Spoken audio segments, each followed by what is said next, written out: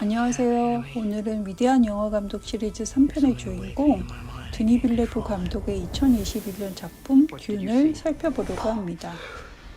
이 영화는 프랭크 허버트의 대표적인 SF 소설 듄을 영화화한 작품인데요. 이 듄 시리즈는 1965년에 출간되었고 총 6부작으로 구성되었습니다.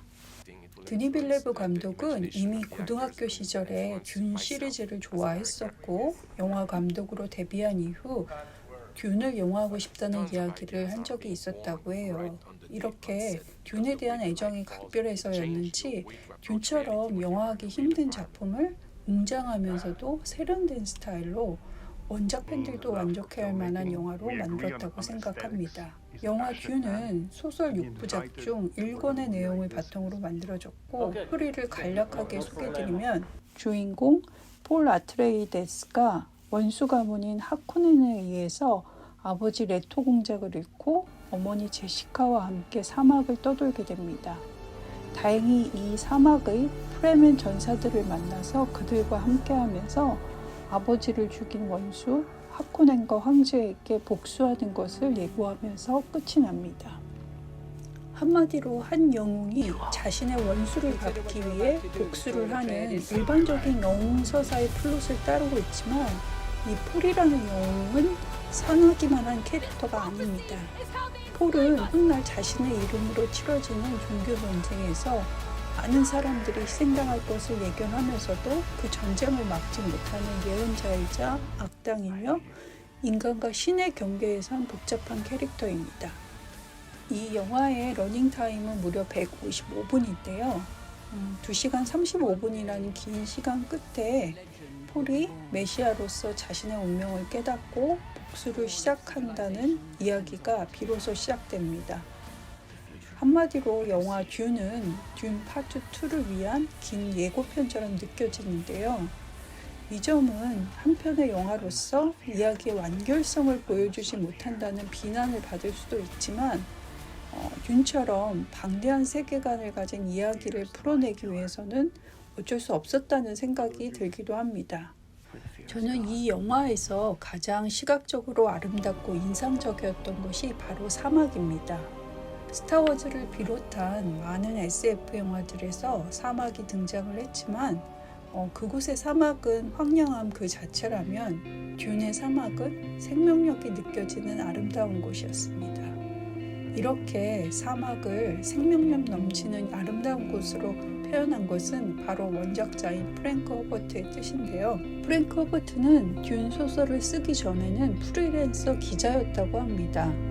그가 1959년 미국 북서부 오리건주에서 바닷바람을 받은 모래 언덕의 움직임을 저지하기 위한 정부 프로젝트를 취재를 했었고 이때 사막의 생태 환경에 매혹되었다고 해요. 이런 사막의 생태에 대한 관심이 듄을 쓸 당시에 사막 행성 아라키스를 만드는 데 반영이 됐고 아라키스는 사막이라는 사실적 공간을 기반으로 모래벌레라는 상상의 동물을 더하고 이 모래벌레가 인간의 인지력을 높여주고 영생할 수 있는 신비의 물질 스파이스 멜란지를 만들어내는 곳인데요. 이런 아라키스 행성의 설정은 듄의 세계를 관통하는 리얼리즘과 SF 판타지 세계의 조화를 잘 보여주는 예시가 아닐까 싶어요. 그리고 드니 빌레브 감독은 이런 리얼리즘과 SF 판타지의 조화를 위해서 가능한 CG 작업을 많이 하지 않고 사실적인 비주얼을 보여주기 위해서 많은 노력을 했고 그 덕분에 관객들이 영화 듄의 세계에 몰입해서 볼 수 있었다고 생각합니다. 제가 이 영화에서 가장 좋아하는 시퀀스 중 하나가 영화 초반에 나오는 베네게세리트 데모 가이우스 헬렌 모히암이 주인공 폴을 찾아와 그의 능력을 시험하는 시퀀스입니다.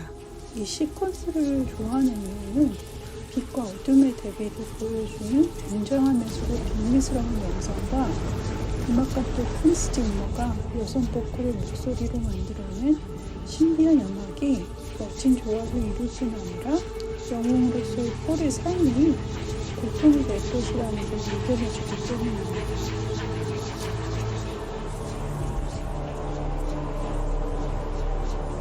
먼저 베네게세리트는 여성들이 주축이 된 초능력을 지닌 비밀 집단이자 종교적, 정치적인 집단입니다. 이들의 목표는 인류를 올바른 방향으로 이끌어 나가는 것이라 우성 인자를 교배해 인류를 구원할 메시아 쾌사츠 헤더락을 만들어내고자 합니다. 그리고 이 쾌사츠 헤더락은 반드시 남성이어야만 합니다. 폴의 어머니 제시카도 이 베네게세리트 일원으로 원래는 딸을 낳았어야 했지만 그녀 자신이 쾌사츠 헤더락을 낳겠다는 야심에 아들 폴을 낳게 되었습니다. 베네게세리트는 초능력으로 아이의 성별을 선택해 출산할 수 있을 뿐 아니라 목소리로 상대방을 자신의 의지대로 조종할 수도 있습니다. 쾌사츠 헤더락은 원래 제시카의 딸과 하코닌 가문의 후계자가 결혼해서 낳은 아들이 될 예정이었습니다. 그래서 베네게세리트 대모 모히암은 폴이 쾌사츠 헤더락으로서의 자질을 갖췄는지 시험을 보기에 찾아왔고 그 시험은 고통이 든 상처 안에 손을 넣고 참아내는 것입니다. 만약 참지 못하고 손을 빼면 곰자바라는 독침에 의해서 죽게 됩니다. 이 씬뿐 아니라 영화 듄의 대부분의 씬들이 카메라가 거의 고정되어 있어서 굉장히 정적인 느낌이 많이 듭니다. 하지만 자세히 보면 카메라가 인물이나 사물의 움직임에 따라 관객이 인지 못하게 움직이는 편이고 틸 다운이나 틸 업처럼 눈에 띄는 움직임도 꽤 있습니다. 그리고 익스트림 롱샷, 즉 인물이 작게 보이는 넓은 사이즈부터 인물의 표정만을 강조하는 클로즈업까지 컷의 변화도 많아서 굉장히 역동적입니다. 다만 이 컷들의 길이가 다른 영화들에 비해 호흡이 꽤 긴 편입니다. 그래서 빠른 영상에 익숙한 분들은 드니 빌레브 감독의 연출이 지루하고 길게 느껴질 수도 있지만 반대로 이 긴 호흡을 통해 캐릭터의 감정과 생각에 몰입하는 힘을 갖게 한다고 생각합니다. 폴이 고통에 괴로워하는 모습과 밖에서 그의 고통에 괴로워하는 어머니 제시카가 교차되어 보여지는데요. 저는 이 어머니의 고통을 통해서 폴의 고통이 극대화되는 연출 방식과 이런 폴의 고통을 해소하기 위해 제시카가 주문처럼 내뱉는 대사를 참 좋아합니다. 그리고 이 대사는 영화 스타워즈에서 요다가 루크에게 두려움에 관해 해줬던 대사를 연상시킵니다. 영화 듄은 한편의 영화로서 완결성을 보여주지 못했다는 단점이 있지만 드니 빌레브 감독이 오랫동안 듄을 영화하고 싶었던 만큼 원작을 제대로 해석을 하고 웅장하고 세련된 비주얼과 사운드로 최고의 퀄리티를 보여줬다고 생각합니다. 그리고 2월에 개봉하는 듄 파트 2가 어떻게 만들어졌는지 보고 나서야 비로소 듄에 대한 평가도 확실하게 내릴 수 있지 않을까 싶습니다. 오늘의 리뷰는 여기서 마치기로 하고 저는 드니 빌레브 감독의 전작 블레이드 러너 2049로 다시 돌아오겠습니다. 감사합니다.